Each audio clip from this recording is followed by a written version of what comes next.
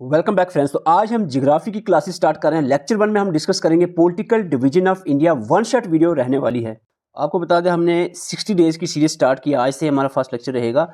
N t JK police sub inspector upcoming जितने भी जेके SSB के एग्जाम है, जो भी चाहते हैं स्टूडेंट के 2026 में उनकी गवर्नमेंट जॉब लग जाए, तो वो ये सीरीज एंड तक देखें। इसमें हमने पहला सब्जेक्ट ज्योग्राफी लिया और सब्जेक्ट जो भी हम लेंगे जैसे ज्योग्राफी है, मॉडर्न हिस्ट्री, वही लेंगे जो हर एक जेके एसएसबी एग्जाम में होता है। ठीक है, हम ऐसी चीज़ें कवर करने वाले अच्छे से जो हर एक जेके एसएसबी एग्जाम में होंगे। और जो अदर नए सब्जेक्ट, सपोज कोई पार्टिकुलर एग्जाम आता है उसमें ये सब्जेक्ट तो होंगे ही होंगे जो हम तैयार करने जा रहे हैं। बाकी जो नए सब्जेक्ट होंगे वो आपको बाद में जब वो पोस्ट निकलेंगी, सिलेबस आएगा तो वो कवर कर लोगे। तो ये पहले से ही होंगे ऑलरेडी, तो आपका 50% जो है आपका बर्डन जो है वो कम हो जाएगा। तो आज हमारा लेक्चर 19 सितंबर का पॉलिटिकल डिवीजन ऑफ इंडिया पर रहेगा और जो बाकी के लेक्चर्स हैं ये आपको ग्रुप में अवेलेबल होते रहेंगे। एक चीज़ पहले बता दूं, आज का जो हमारा लेक्चर है थोड़ा लेंथी रहेगा, हम स्लो पढ़ेंगे, लेकिन सबसे मेन चीज़ है हमारी आज के लेक्चर में और जो ये पूरी सीरीज हम स्टार्ट करेंगे इसमें साथ साथ में चीज़ें आपने याद रखनी है। ठीक है, ऐसा नहीं है वीडियो सुन लिया, मैंने बोल दिया आपने सुन लिया और गई बात, वो नहीं है। साथ साथ में ही चीज़ें याद करें, क्योंकि ये बहुत बार पढ़ चुके हैं। लेकिन बात यह है कि हम चाहते हैं एक बार अच्छे से पढ़ के याद कर लो, ताकि जब सिलेबस आता है, कोई पोस्ट आती है, तो आपको ये 50% जो सिलेबस हम कवर करेंगे ये फिर से पढ़ने की जरूरत ना पड़े। अब जो बाकी का सिलेबस बचेगा वो अच्छे से पढ़ना है। पॉलिटिकल डिवीजन में सबसे पहले हम बात करेंगे लोकेशन ऑफ इंडिया। इंडिया की लोकेशन को अगर आप समझना चाहो तो सबसे पहले आपको ये पॉइंट याद रखना है, India lies in the northern and eastern hemisphere. और लैटिट्यूड एंड लॉन्गिट्यूड आपने याद रखना है 8 से 37 डिग्री नॉर्थ और 68 से 97 डिग्री ईस्ट। आपको बता दूं इन दोनों में डिफरेंस 29 का ही रहता है, 8 से 37 और 68 से 97। देखो मैं जल्दी जल्दी आगे जा सकता हूँ, लेकिन मैं चाह रहा हूँ कि चीज़ें अब याद करके चलना आगे साथ साथ में। ठीक है, 8 से 37 या देखो 8 से 38 रख लो, एक कम 37। ठीक है, 68 से 98, 30 का आ गया ना, एक कम 97। याद हुआ आपको? तो ये चीज़ आपने याद रखनी है। इंडिया का लैटिट्यूड एंड लॉन्गिट्यूड ये आपको समझाने की ज़रूरत नहीं है, बच्चे आप हो नहीं हो, ये आप सबको पता है। ये जो ग्लोब पे आप इंडिया देखते हो तो कौन सा, ये अगर बीच में इक्वेटर है, इक्वेटर के कौन सी साइड पे है, सेंटर में। अब इसको दो पार्ट में डिवाइड करो तो ये आपका ईस्ट आता है, ये वेस्ट, ऊपर नॉर्थ है, नीचे साउथ है। तो कहाँ पर आ गया? नॉर्थ एंड ईस्टर्न हेमिस्फीयर में आता है इंडिया। ठीक है, नॉर्थ ईस्टर्न हेमिस्फीयर में आएगा इंडिया। और लॉन्गिट्यूड और लैटिट्यूड में, लैटिट्यूड ये जो लाइंस है, लैटिट्यूड कितना है, ये इक्वेटर से थोड़ा ऊपर, ठीक है, 8 डिग्री, ठीक है, और 37 डिग्री तक जाएगा। लॉन्गिट्यूड की बात करें तो ये आपका आएगा 68 से लेकर 97 तक। तो ये याद रखनी है आपको, लैटिट्यूड एंड लॉन्गिट्यूड। उम्मीद है कि पहला पॉइंट आपको लोकेशन का क्लियर हो गया होगा। टाइम पे आते हैं हम।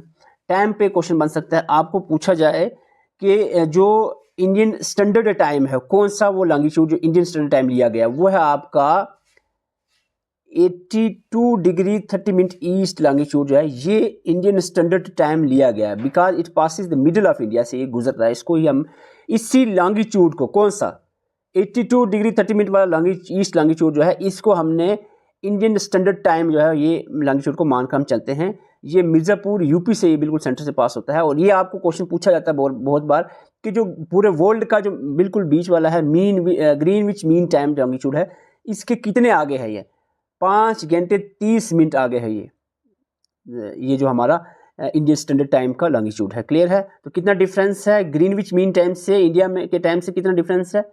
5 घंटे 30 मिनट का। ये पॉइंट याद रखना है आपको। ये बात यहाँ से भी एक्सप्लेन कर सकते हो। 1 डिग्री लॉन्गिट्यूड अगर आप ईस्ट की तरफ चलते हो तो 4 मिनट का फर्क पड़ेगा, +4 मिनट होगा 1 डिग्री अगर आप ईस्ट की तरफ चलते हो। अगर वेस्ट की तरफ 1 डिग्री चलते हो तो -4 मिनट होगा। लेकिन वेस्ट, हमारा वेस्ट नहीं है इंडिया, ग्रीनविच मीन टाइम से हम ईस्ट साइड में है, ईस्टर्न हेमिस्फीयर में है। क्लियर? तो हमारा प्लस में है, 5.5 घंटे आगे है ग्रीनविच मीन टाइम से हमारा टाइम। Okay, clear? ओके, तो यहाँ पर आपको बता दें स्टैंडर्ड टाइम मेरिडियन जो है, स्टैंडर्ड टाइम मेरिडियन इंडिया का स्टैंडर्ड टाइम मेरिडियन जो है वो आपके सामने है 82 डिग्री 30 मिनट ईस्ट लॉन्गिट्यूड। और ये जो लॉन्गिट्यूड है ये इंडिया के बीचों बीच गुजरता है और ये 5 स्टेट इंडिया की ये कट करता है। इसकी ट्रिक आपको याद रखना, मौका। देखो 2 हमने चीज़ें याद रखनी है, एक ट्रॉपिक ऑफ कैंसर जो 8 स्टेट से गुजरता है, उसकी भी ट्रिक आगे मैं बताऊंगा। और दूसरा है स्टैंडर्ड टाइम मेरिडियन इंडिया का, वो 5 स्टेट से गुजरता है, मध्य प्रदेश, उड़ीसा, उत्तर प्रदेश, छत्तीसगढ़ एंड आंध्र प्रदेश। और आपको आगे ट्रॉपिक ऑफ कैंसर में बताऊंगा, ये दोनों जो स्टैंडर्ड टाइम मेरिडियन और tropic of cancer Korea district of Chhattisgarh में दोनों मिलते हैं। नहीं समझ आया? कोई बात नहीं है, मैं बताता हूँ, 1 मिनट रुकना। यहाँ पर आप देख लो, ये जो ट्रॉपिक ऑफ कैंसर आपको मैंने कहा, ये अभी मैं बताऊंगा 8 स्टेट कौन कौन सी हैं। और दूसरा ये आपका स्टैंडर्ड टाइम मेरिडियन है, यहाँ पर जो मिलता है छत्तीसगढ़ डिस्ट्रिक्ट यहाँ पड़ती है, छत्तीसगढ़ स्टेट का जो कोरिया डिस्ट्रिक्ट है यहाँ पर ये मीट करता है tropic of cancer standard time meridian. ठीक है, अभी तक हम बात कर रहे थे लोकेशन और टाइम की, अब हम बात करेंगे एरिया की। देखो एक एक पॉइंट में तसल्ली से करवा रहा हूँ ताकि चीज़ें याद रहें, अदरवाइज पढ़ा तो आपने बहुत बार है, लेकिन मैं चाह रहा हूँ इस पर अच्छे से पढ़ लो ताकि फिर से पढ़ने की जरूरत ना पड़े। एरिया इंडिया का 32,87,263 स्क्वायर किलोमीटर। आप सिंपली याद रखें कि 32 lakh square kilometre area, 32 lakh square kilometre area approximate, जो कि वर्ल्ड के हम में देखें तो 7th लार्जेस्ट कंट्री है एरिया वाइज। इंडिया एरिया के हिसाब से 7वीं सबसे बड़ी कंट्री है। क्लियर, रशिया सबसे नंबर 1 पे आती है। और इंडिया जो है वर्ल्ड का कितना परसेंट ऑफ एरिया कवर कर रही है? इंडिया 2.4% ऑफ वर्ल्ड का एरिया कवर कर रही है। क्लियर, पॉपुलेशन बहुत ज़्यादा है 17 पॉइंट कुछ, लेकिन एरिया जो है 2.4% ही वर्ल्ड का इंडिया में है। क्लियर, स्ट्रेचेस की बात करें, इंडिया अभी मैंने आपको मैप बताया था, स्ट्रेचेस की बात करें, इंडिया जो है वो नॉर्थ से साउथ तक जो है, मैनलैंड की बात करो, आइलैंड को छोड़ो, मैनलैंड इंडिया जो है नॉर्थ से साउथ की तरफ आप देखें तो 3214 किलोमीटर है, और ईस्ट से वेस्ट 2933 किलोमीटर है। ठीक है, याद कर लो, ये नॉर्थ साउथ 3214 किलोमीटर और ईस्ट से वेस्ट 2933। ध्यान से देखो, दिमाग में घुसाने की कोशिश करना, रीड करना या सुनने से काम नहीं बनेगा। ठीक है, लैंड बाउंड्री यहाँ पर अपडेट है, मैं आपको बता दूं पिछले लेक्चर्स जितने भी हुए हैं उसमें यहाँ पर चेंजेस आई है इस बार 2025 में, यहाँ पर कोस्ट लाइन में। उससे पहले आपको बता दूं land boundary of India 15,200 kilometre है। कोस्ट लाइन की बात करें, जो पानी से जुड़ा हुआ एरिया है, समुद्र से जुड़ा है, इंडियन ओशन से या बे ऑफ बंगाल से, जो समुद्र से जुड़ा हुआ एरिया है इंडिया का, उसमें जो मैन लैंड है, कोस्ट लाइन है इंडिया का, जो वो है 7870 kilometre, but total cost line जो है वो 11,098 किलोमीटर इंक्लूडिंग आइलैंड। तो ये चेंज है, ये अगर आपके पुराने नोट्स से अपडेट कर दो, हमने आप सब चीज़ें अपडेट कर दिए, नए नोट्स आप देखें, अगर पुराने में ही ऐड करना चाह रहे हो तो उसमें वो भी आप लिख सकते हो। ठीक है, ये चेंज कर लेना, ये अपडेट हुआ है। Mainland has coastline 7870 kilometre, और जो टोटल इंक्लूडिंग आइलैंड का जो पानी से घिरा हुआ एरिया वो भी मिलाएं तो हमारा 11,098 किलोमीटर आता है। नहीं समझ आई, एक बार ये मैप बताता हूँ। कोस्टल एरिया की बात चल रही, मैंने कहा man land coastal area, Gujarat से लेकर यहाँ से चल रहा है जो मैन लैंड कोस्टल एरिया है, इसकी बात की भी हमने की। और जो इंक्लूडिंग आइलैंड, सपोज आइलैंड के जो कोस्टल एरिया है उसको भी मिला दे, वो दोनों चीज़ें हमने आपको बताई। ये पॉइंट आप याद रख लो, mainland coastal area 7870 kilometre है, टोटल आइलैंड को मिलाकर 11,098 किलोमीटर आता है। और इसी के साथ आपको बता दें जो स्टेट्स कोस्ट लाइन पे हैं, समुद्र के किनारे पे, वो कितनी है? 9। ये क्वेश्चन पूछा गया था जीकेएसएसपी के द्वारा। 9 कोस्टल स्टेट हैं, जिसमें गुजरात मैक्सिमम एरिया जो है वो कवर कर रही है, coastal area Gujarat state cover कर रही है। कोस्टल स्टेट जो है मैन लैंड की, इंडिया के जो मैन लैंड है उसके किनारे में जो स्टेट्स हैं, डिसेंडिंग ऑर्डर में आपको यहाँ बता रहा हूँ, डिसेंडिंग ऑर्डर यानी बड़े से छोटे की तरफ। गुजरात सबसे ज़्यादा एरिया कवर कर रही है कोस्टल एरिया, तमिलनाडु उसके बाद 1076, महाराष्ट्र उसके बाद, आंध्र प्रदेश, केरला, वेस्ट बंगाल, उड़ीसा, कर्नाटका, गोवा। पहले तो ये स्टेट्स आपने याद रखनी हैं, यहाँ से आपको सही दिखेगा। ये देखो गुजरात का कोस्टल एरिया सबसे ज़्यादा है पानी से जुड़ा हुआ। ठीक है, गुजरात के बाद महाराष्ट्र आ गया साथ में। और बताओ जी, महाराष्ट्र, कर्नाटका, केरला, तमिलनाडु, आंध्र प्रदेश, उड़ीसा, वेस्ट बंगाल। तो ये आपने देखना है, ये वो स्टेट्स हैं जो कोस्टल लाइन पे पानी से जुड़ी हुई। सबसे ज़्यादा कोस्टल लाइन एरिया किसका है? गुजरात का 2340 किलोमीटर, और सबसे कम किसका है? गोवा का 105 किलोमीटर। अब हम देख लेते हैं southern most, east, northern most, eastern most and western most point of India. तो यहाँ पर ये पॉइंट से भी एग्जाम में क्वेश्चन पूछा गया recently. Southern most point of India जो है वो है Indira point, great Nicobar island में है। अगर आप मैनलैंड की बात करें तो कन्याकुमारी, केप कॉमरिन जो है साउथर्न मोस्ट पॉइंट है इंडिया का मैनलैंड का। आइलैंड को मिला दो तो इंदिरा पॉइंट आएगा। ठीक है, नॉर्थर्न मोस्ट पॉइंट इंदिरा कोल है, जो अब जो है लद्दाख यूटी में आएगा। ईस्टर्न मोस्ट, ईस्ट साइड में सबसे जो ईस्ट साइड में एरिया आता है वो है किताबू, अरुणाचल प्रदेश में है। और वेस्टर्न मोस्ट पॉइंट जो है गुहार मोती है, जो कि कच्छ, गुजरात के कच्छ एरिया में पड़ता है। क्लियर है, याद हो गया? याद करो, एक बार नजर लगा लो फिर से। ठीक है, southernmost point Indira Col, northernmost southernmost Indira point, northernmost Indira Col, easternmost Kibithu Arunachal Pradesh, और वेस्टर्न मोस्ट गुहार मोती कच्छ गुजरात। क्लियर, ये मैं आपको बता चुका हूँ, ईस्टर्न वेस्टर्न नॉर्थ साउथ बता चुका हूँ। और ये जो एक्सटेंड है ये भी आपको बता चुका हूँ, 2933 किलोमीटर आपका ईस्ट वेस्ट आता है। नॉर्थ साउथ में आपका आता है 3214 किलोमीटर। अब अभी थोड़ी देर पहले मैंने एक ट्रिक बताई थी मोका, वो थी 5 स्टेट जहाँ से स्टैंडर्ड टाइम मेरिडियन इंडिया का गुजरता है। अब हम ट्रॉपिक ऑफ कैंसर की बात करें तो tropic of cancer this is 23.5 degree north latitude पे पड़ता है, which passes through the 8 states of India. India में 8 स्टेट से गुजरता है। इसकी ट्रिक है gram JCB metre. Gram Gujarat, Rajasthan, Madhya Pradesh. JCB Jharkhand, Chhattisgarh, West Bengal. Bengal ये हमको हो, बंगाल जेसीबी का बंगाल, वेस्ट बंगाल। और इसके बाद मित्र का याद रखना, ये अक्सर स्टूडेंट्स जो है ये दोनों भूलते हैं मिजोरम त्रिपुरा में। तो मिजोरम त्रिपुरा जब आपको भूले ना तो आपको मित्र याद रखना, मित्रों नहीं, यहाँ पर मित्र याद रखना, ठीक है। मिजोरम त्रिपुरा ये भूलोगे आज के बाद नहीं। 8 स्टेट आपको याद रहती है, मिजोरम और त्रिपुरा भूलता है तो मित्र याद रखना, ग्राम जेसीपी मित्र। ओके, तो यहाँ पर 8 स्टेट आपके सामने है मैप में आपको नजर आ रही है। इंटरनेशनल बाउंड्री देखो, आस्ते आस्ते कंपटीशन बढ़ रहा है। हम जेकेएसबी के लेटेस्ट जो पैटर्न के हिसाब से आपको तैयारी करवा रहे हैं, ठीक है। तो अब यहाँ से भी क्वेश्चन बनता है, बांग्लादेश, चाइना, पाकिस्तान, नेपाल, इन ऐसी 4 कंट्रीज हैं, नेबर कंट्रीज, जहाँ जिसके साथ 5 स्टेट और यूटी से जुड़ी हुई हैं हमारे इंडिया की। बांग्लादेश सबसे ज़्यादा जो है यहाँ पर बाउंड्री शेयर कर रही है इंडियन स्टेट से, जिसमें आपको 5 स्टेट जो बांग्लादेश से जुड़ी हैं वो आती है असम, वेस्ट बंगाल, मिजोरम, मेघालय, त्रिपुरा। चाइना से जुड़ी हुई है आपकी यूटी लद्दाख, उसके बाद सिक्किम, हिमाचल प्रदेश, उत्तराखंड और अरुणाचल प्रदेश। पाकिस्तान से जुड़ा है हमारा Jammu and Kashmir UT, Ladakh UT, Rajasthan, Gujarat और पंजाब।